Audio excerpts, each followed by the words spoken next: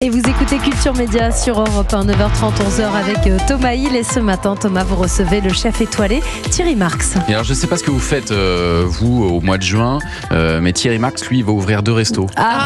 Très bien. Non, nous, on sera là, on va pas bouger. On sera là. Le Reseda Café, c'est au Grand Palais, et un restaurant au cœur de la maison Westman en Dordogne, près de Bergerac. Comment est-ce que vous choisissez vos nouveaux projets ? Est-ce que c'est plus ou moins l'occasion qui fait le larron ? Comment ça se passe ? Il faut que j'ai un collaborateur qui soit volontaire pour s'en occuper. Ouais. Et dans ce cas-là, il prend effectivement des parts dans la société. Moi, je suis plutôt sur le recul aujourd'hui, sur continuer à développer l'agence.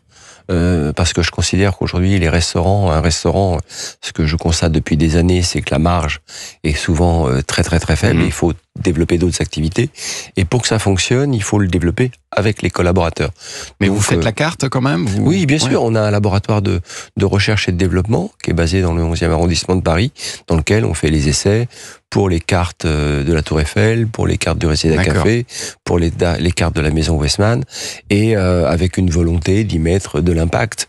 Est-ce qu'on y réussit toujours ? C'est compliqué. Mais je ne le fais pas si j'ai pas un ou une chef qui me dit, bon, écoutez, moi, ce projet, moi, je le prends à cœur. J'y crois, donc je prends 15 ou 20% de ce projet.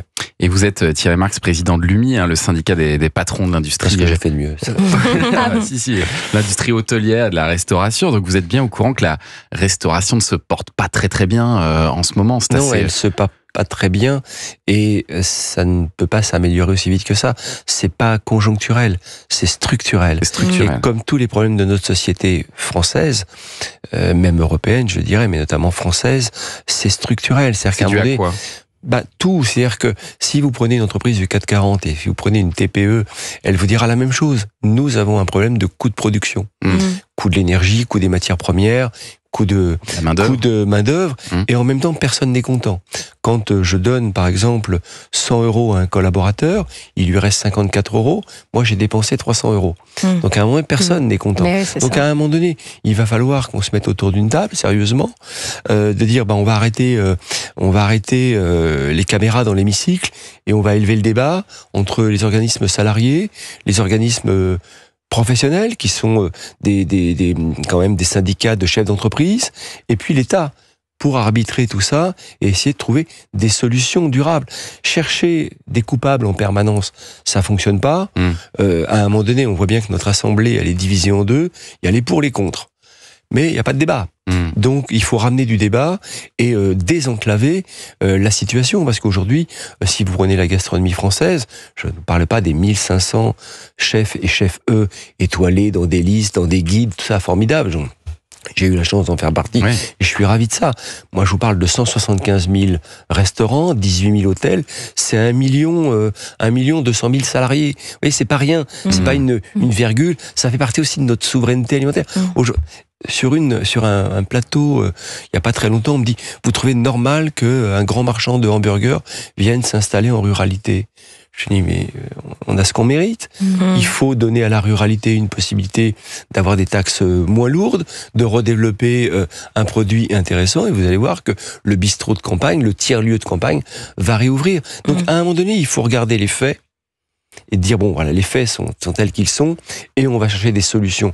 Mais tant qu'on cherche des coupables, on trouve pas de solution. Et ça, je vous assure que on a eu la chance d'avoir une pesée syndicale qui fait de nous le premier syndicat CHRD en France. Donc ça veut dire qu'il faut aussi... Ça veut dire quoi, ça ? Ça veut dire que en France, vous avez une pesée.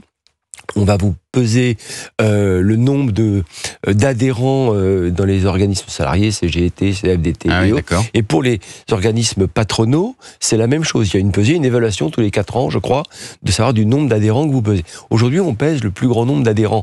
Donc d'adhérents d'entreprises, donc aussi d'adhérents de salariés. Mais vous en perdez régulièrement, parce qu'il y a 23 établissements qui ferment tous les jours en France. Je vais revenir, c'est des choses différentes. Sur la pesée, on a gagné en adhésion d'entreprises et donc de salariés.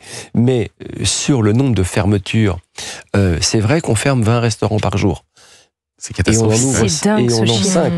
Et on en ouvre 5. Mais aujourd'hui, la marge de ces restaurants est d'une faiblesse absolue.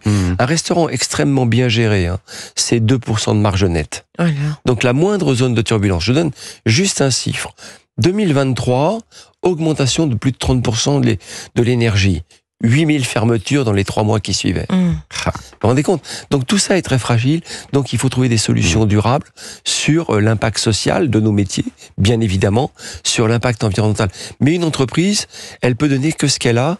Bien sûr qu'il faut replanifier nos métiers. Est-ce que il y a tout un tas de sujets qui doivent venir sur la table là-dessus, on l'évoquait. Et voilà, il y a du travail. Thierry Marx, président de l'UMI, qui est notre invité jusqu'à 11h sur